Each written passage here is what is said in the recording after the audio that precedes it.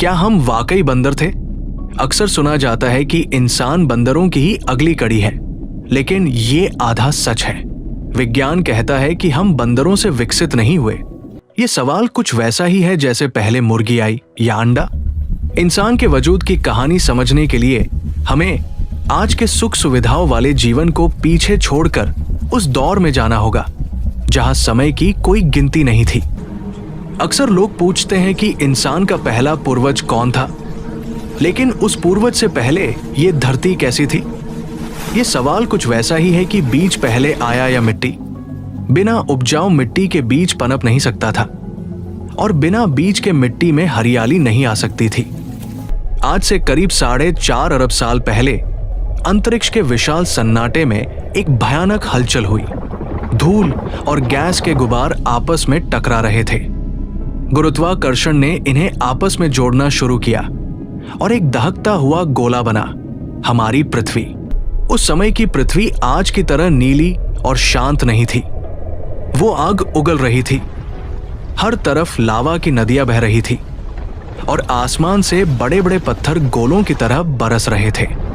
उस खौफनाक मंजर में जीवन की कल्पना करना भी असंभव था। लाखों सालों तक ये आग जलती रही। जहरीली गैसों का ऐसा पहरा था कि कोई भी जीव एक पल भी जिंदा नहीं रह सकता था। लेकिन कुदरत का खेल बड़ा निराला है। विनाश के इसी खेल के बीच निर्माण की नींव रखी जा रही थी। अंतरिक्ष से गिरते बर्फ के टुकड़ों और पत्थरों ने धीरे धीरे इस जलती हुई धरती को ठंडा करना शुरू किया। वो गर्मी, वो भाप और वो धुआं सब मिलकर बादलों में बदलने लगे। फिर शुरू हुई वो बारिश जो सदियों तक नहीं रुकी। इसी बारिश ने उन गड्ढों को भरा जिन्हें आज हम महासागर कहते हैं। लेकिन क्या सिर्फ पानी आ जाने से इंसान आ गया? बिल्कुल नहीं। पानी तो आ गया था, लेकिन वो बेजान था। उस खौलते और बदलते पानी के भीतर कुछ ऐसा छिपा था जो सागरों का निर्माण हुआ। तब भी चारों तरफ सन्नाटा पसरा था। न कहीं घास थी, न कोई परिंदा। लेकिन समुद्र की अतल गहराइयों में, जहां गर्म लावा पानी के संपर्क में आ रहा था, वहां रसायनों का एक अद्भुत मेल हो रहा था। आज से करीब 4.25 अरब साल पहले उसी रासायनिक उथल पुथल के बीच जीवन की पहली बूंद तैयार हुई। ये एक सूक्ष्म जीव था जिसे नग्न आंखों से देखना नामुमकिन था, लेकिन इसके पास एक ऐसी ताकत थी जो पत्थरों या पानी के पास नहीं थी। ये खुद की नकल तैयार कर सकता था। यहीं से शुरू हुआ जीवन का वो लंबा और कठिन सफर, जिसने लाखों सालों तक खुद को समुद्र की लहरों में छिपाए रखा। ये जीव धीरे धीरे विकसित हुए और इन्होंने सूरज की रोशनी से ऊर्जा बनाना सीखा। इसका परिणाम ये हुआ कि धरती के वातावरण में पहली बार प्राणवायु घुलने लगी। ये हवा ही थी जिसने भविष्य के इंसानों के लिए नींव रखी। लेकिन क्या आपको लगता है कि जीवन का यह रास्ता सीधा और आसान था? बिल्कुल नहीं। कुदरत ने समय समय पर जीवन की परीक्षा ली और ऐसे महाविनाश आए जिन्होंने सब कुछ खत्म करने की कोशिश की। इतिहास गवाह है कि धरती कई बार पूरी तरह से जम गई। मीलों मोटी बर्फ की चादर ने जीवन का गला घोंटने की कोशिश की, लेकिन उन सूक्ष्म जीवों ने हार नहीं मानी। वे समुद्र की गहराई में गर्म दरारों के पास छिपे रहे और जैसे ही बर्फ पिघली, वे फिर से बाहर निकले। वे अब पहले से ज्यादा मजबूत थे। धीरे धीरे ये जीव एक कोशिकीय से बहुकोशिकीय बने। छोटे कीड़ों जैसे जीवों ने जन्म लिया, फिर मछलियां आई, और फिर एक ऐसा समय आया जब जीवन ने पानी की सीमा को लांघकर सूखी जमीन पर कदम रखने का साहस किया। आज से करीब 36 करोड़ साल पहले कुछ साहसी मछलियों ने अपने पंखों का इस्तेमाल पैरों की तरह करना शुरू किया। वे कीचड़ और सूखी जमीन पर रेंगने लगी। यहीं से जलथल चरों और फिर रेंगने वाले जीवों का युग शुरू हुआ। लेकिन सबसे बड़ा मोड़ अभी बाकी था। करीब 25 करोड़ साल पहले एक ऐसा ज्वालामुखी विस्फोट हुआ जिसने धरती के 90% जीवों को मिटा दिया। इस विनाश की राख से जो जीव बचे, उनमें से एक नई प्रजाति निकली जिसे हम विशालकाय सरीसृप या भीमकाय छिपकलियों के नाम से जानते हैं। इन्होंने इस धरती पर करीब 15 करोड़ साल तक राज किया। वे इतने विशाल और ताकतवर थे कि उनके सामने किसी और प्रजाति का पनपना नामुमकिन था। लेकिन जैसा कि आपने पहले सुना, एक विशाल उल्कापिंड ने उनकी सल्तनत को राख में बदल दिया। उस तबाही के बाद जहां बड़े बड़े राक्षस जैसे जीव मारे गए, वहीं कुछ छोटे चूहे जैसे स्तनधारी जीव बच निकलने में कामयाब रहे। यही हमारे वो पूर्वज थे जिन्होंने उस भयानक आग और धुएं के बीच भी जीने की जिद नहीं छोड़ी। विशालकाय जीवों के अंत के बाद धरती का नजारा किसी श्मशान जैसा था। लेकिन इसी राख के ढेर से आधुनिक जीवन की सबसे बड़ी कहानी लिखी जानी थी। वो छोटे स्तनधारी जीव जो जमीन के नीचे बिलों में छिपे थे, अब बाहर आ चुके थे। उनके लिए पूरी दुनिया खाली थी। न कोई शिकारी था, न ही कोई रोकने वाला। लेकिन उनके सामने सबसे बड़ी चुनौती थी बदलती हुई दुनिया में खुद को ढालना। आज से करीब 6 करोड़ साल पहले इन छोटे जीवों ने खुद को अलग अलग रूपों में बांटना शुरू किया। कुछ ने जमीन पर दौड़ना सीखा तो कुछ ने पेड़ों का रुख किया।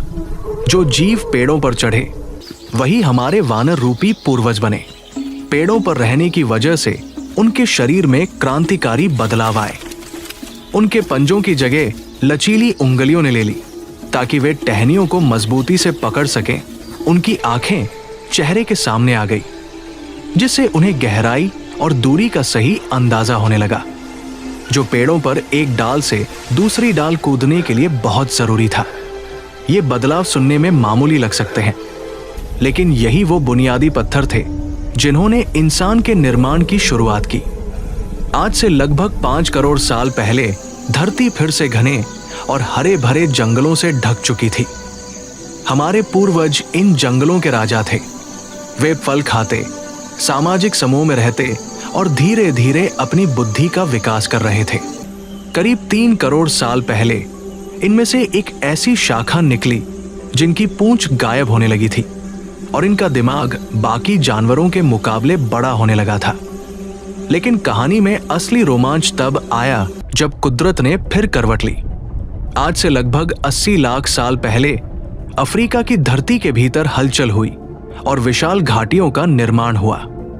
पहाड़ों की ऊंची दीवारें खड़ी हो गई, जिन्होंने बाद जंगल सूखने लगे और घास के मैदान बनने लगे।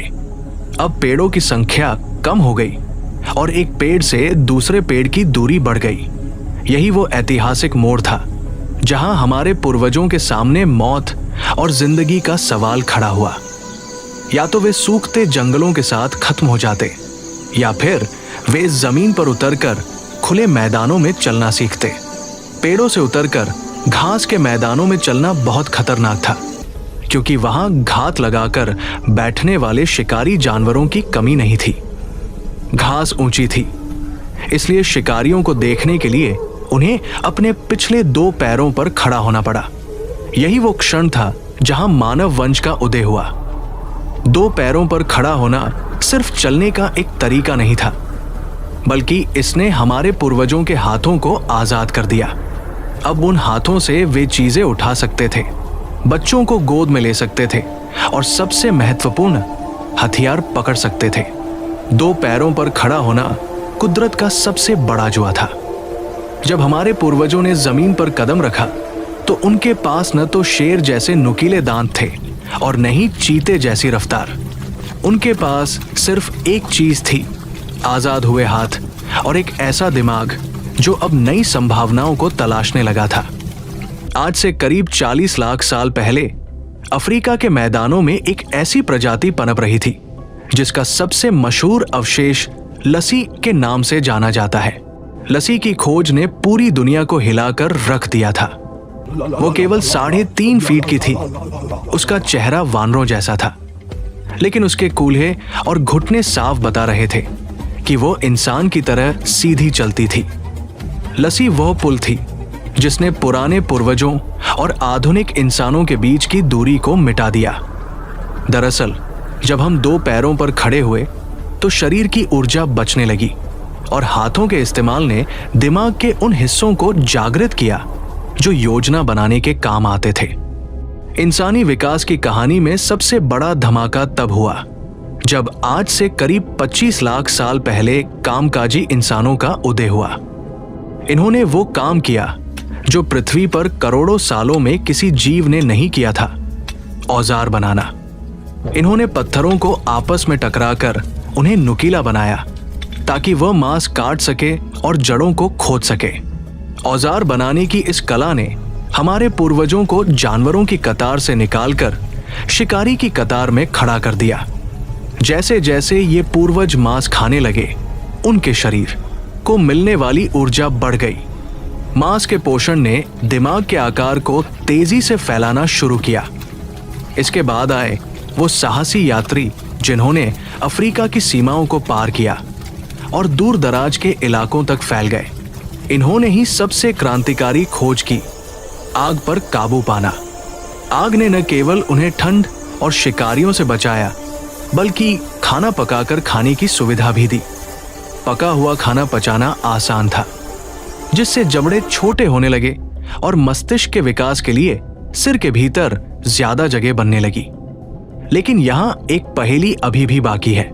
ये पूर्वज हजारों सालों तक धरती पर रहे, लेकिन वे हमारी तरह कलाकृतियां नहीं बना सकते थे, सभ्यताएं नहीं बसा सकते थे।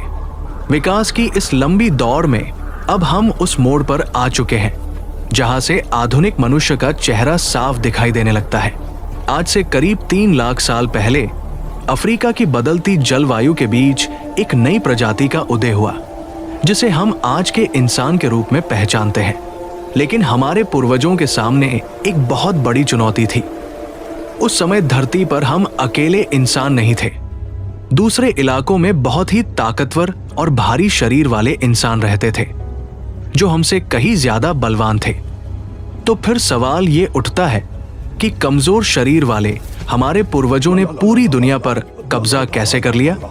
इसका जवाब उनकी शारीरिक ताकत में नहीं, बल्कि उनकी कल्पना शक्ति और भाषा में छिपा था। करीब 70,000 साल पहले हमारे पूर्वजों के दिमाग में एक बड़ी क्रांति हुई। उन्होंने न केवल आवाजें निकालना सीखा, बल्कि उन आवाजों को अर्थ देना भी सीख लिया। वे अब आपस में जटिल जानकारियां साझा कर सकते थे। यही वो समय था जब इंसान ने पहली बार कहानियां बुनी, विश्वास पैदा किए और गुफाओं की दीवारों पर चित्रकारी की, जहां दूसरे जानवर सिर्फ अपनी आंखों के सामने की दुनिया को देख सकते थे। वही हमारे पूर्वजों ने भविष्य की योजना बनाना सीख लिया था। इसी आपसी तालमेल की वजह से वे हजारों की संख्या में एकजुट होकर रहने लगे। आज से करीब 12,000 साल पहले जब आखिरी बर्फानी दौर खत्म हुआ, तो इंसान ने एक और बड़ा कदम उठाया। उन्होंने शिकार छोड़कर जमीन को जोतना और बीज बोना सीखा। खेती ने इंसान को एक जगह रुकने पर मजबूर कर दिया। अब उन्हें रोज खाने की तलाश में भटकना नहीं पड़ता था। बस्तियां बनी, बस्तियों से गांव बने।